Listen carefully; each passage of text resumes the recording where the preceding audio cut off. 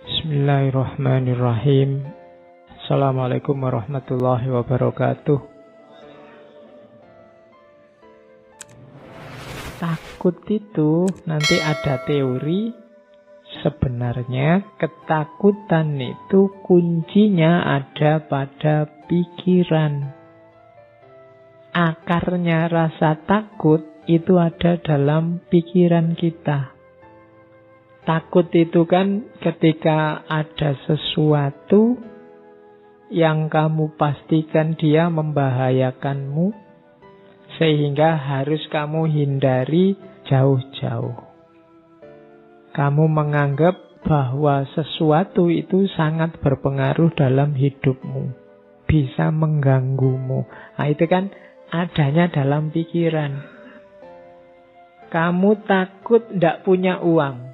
Kenapa? Karena menurutmu uang itu sangat penting. Kamu takut tidak punya pekerjaan, karena menurutmu pekerjaan itu mutlak. Karir yang sesuai yang kamu inginkan itu harus. Kamu takut, apalagi macam-macam, mungkin termasuk pasangan. Itu kan adanya di pikiran. Jadi sumber ketakutan itu adanya di pikiran. Padahal kalau versi Buddhisme, segala sesuatu itu sebenarnya hakikatnya netral. Kalau pakai bahasa Buddhisme dia kosong. Penting tidaknya, maknanya baik atau buruk, itu pikiran kita yang mengolah. Ngaji ini penting atau tidak, itu tidak ada di ngaji ini sendiri, tapi dalam gagasan kita, pikiran kita tentang ngaji ini. Jadi, kamu ganteng apa tidak, itu kan mungkin tidak terletak di wajahmu, tapi terletak di pikiranmu. Mungkin konsepnya orang tentang ganteng dan tidak itu seperti apa. Jadi kalau ada orang bilang, kok kamu nggak terlalu cakep, jelek gitu, konsepnya aja diganti. Iya kan? Mungkin selama ini yang disebut ganteng itu yang hidungnya mancung, kulitnya putih, wajahnya agak kebulean gimana, itu ya tinggi, besar. Itu kan konsep yang ada di kepalamu. Kalau ingin bahwa ganteng itu kamu, gantian konsepnya. Itu kan konsepnya Bapak. Kalau menurut saya ganteng itu yang kecil, pesek, kemudian rambutnya keriting, ya kan adanya di pikiran. Cantik juga begitu. Menyenangkan atau tidak juga begitu. Bahkan penting atau tidak juga begitu. Kuncinya di pikiran. Termasuk ketakutan. Hujan itu cuma air. Dia jadi membahayakan atau tidak, itu ya konstruksi berpikirmu yang menanggapi hujan. Tsunami ya tsunami aja, dia peristiwa alam. Kamu tanggapi dia jadi azab, apa dia itu adalah ujian, apa dia itu. Itu kan pikiranmu yang menanggapi, yang membaca, yang membunyikan. Jadi hidupmu itu maknanya ada di pikiranmu. Harapan-harapanmu dan ketakutan-ketakutanmu adanya di pikiranmu. Maka berpikirlah yang sehat. Kuncinya hidupmu itu ada di pikiran. Hidup bahagia itu, Pak, uang banyak, istri cantik, rumah besar. Itu kan versi yang ada di kepalamu sekarang. Ada loh justru orang yang merumuskan hidup bahagia itu tidak punya apa-apa, tidak terikat apa-apa, tidak tergantung apapun, hidup bebas. Ada yang begitu. Dari mana itu muncul? Di pikirannya. Jadi termasuk rasa takut itu kuncinya ada di berpikir. Kalau kamu berpikirnya salah, ya lahirlah ketakutan-ketakutan yang tidak rasional tadi. Jadi maka aturlah cara berpikirmu. Tanggapi segalanya secara sehat.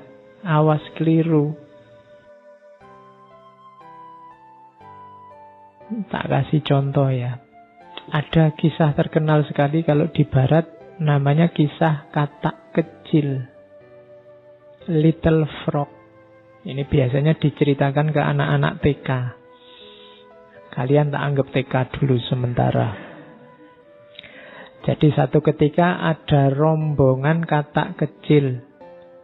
Hari ini kan populer sekali cebong itu ya. Cuma tadi mau tak tulis kisah cebong itu nanti tersinggung kalian. Oke, yo ini kakaknya cebong lah, percil.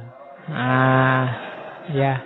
Jadi ini kisah percil, kisah katak kecil. Jadi satu ketika ada percil, sekelompok percil yang melakukan lomba naik gedung. Terus karena ini unik, ada percil yang naik gedung, terus penontonnya banyak, ingin ngerti nanti juaranya siapa. Nah, waktu hari H yang nonton banyak, supporternya banyak, teriak-teriak. Terus dimulailah lomba itu. Tapi penonton ini begitu lihat gedungnya, wah gedungnya setinggi itu, percilnya kecil-kecil, apa ya bisa nyampe puncak. Maka penontonnya ya komentarnya macam-macam, komentatornya banyak, wah ndak mungkin itu bisa, ndak kuat kak, wong percilnya kecil-kecil gitu, apa ya bisa. Pokoknya teriakan-teriakan itu banyak. Ndak mungkin sampai puncak, ndak akan ada yang bisa mencapai puncak, sekuat apapun kata-kata itu ndak akan bisa mereka sampai ke puncak. Sulit lah, mustahil lah, ndak mungkin lah, teriak-teriak gitu. Percilnya yang naik, ya bener. Akhirnya ada yang jatuh satu demi satu, ndak kuat. Satu demi satu, ndak kuat. Hanya ada satu percil yang orang teriak apa saja nggak peduli, dia naik terus, pelan-pelan naik. Dan dialah yang juara akhirnya, percil ini. Setelah si percil ini juara, wartawan datang ngerubung. Ya, ngerubung percil ini, maunya diwawancara, gimana kok bisa menang, kiatnya apa, anunya apa. Tapi diwawancara percilnya diam aja, cuma toleh-toleh aja. Akhirnya diketahui ternyata percilnya ini tuli. Jadi dia tidak dengar. Jadi waktu orang teriak-teriak, tidak mungkin, tidak bisa, sekuat apapun tidak akan mampu. Dan sebenarnya dia tidak dengar. Pokoknya dia jalan aja. Akhirnya nyampe puncak. Bandingkan dengan tadi percil yang pikirannya terganggu oleh banyak suara dari luar. Nah, ambil pelajaran sendiri dari cerita ini, bagaimana pikiranmu menentukan langkahmu. Pikiran-pikiran yang terganggu oleh macam-macam tadi, ya masuk, merasuk. Kalau isinya rusak-rusak dan jelek-jelek, ya efeknya dalam dirimu juga jelek. Maka pinter-pinterlah apa yang harus kamu masukkan, apa yang jangan masuk dalam dirimu, karena menentukan isi pikiranmu. Ketika orang banyak ngomong mustahil, ndak mungkin, wah sekuat apapun kamu ndak akan nyampe. Itu kan pelan-pelan muncul keraguan. Apa ya aku bisa, kok orang-orang bilangnya begitu, apa ya aku mampu. Akhirnya yang juara yang ndak dengar apa-apa.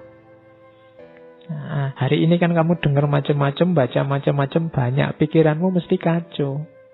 Kamu ndak tahu mana yang baik, mana yang buruk, mana yang asli, mana yang palsu. Hari ini kenapa terlalu banyak yang masuk? Latihanlah jadi tuli sedikit-sedikit. Oke, jadi ini untuk ilustrasi bagaimana kuncinya sebenarnya ada dalam pikiran. Harapan-harapanmu, ketakutan-ketakutanmu. Oke, saya kira itu. Kurang lebihnya mohon maaf. Saya akhiri sekian. Wallahul muwafiq, wallahu a'lam bissawab. Wassalamualaikum warahmatullahi wabarakatuh.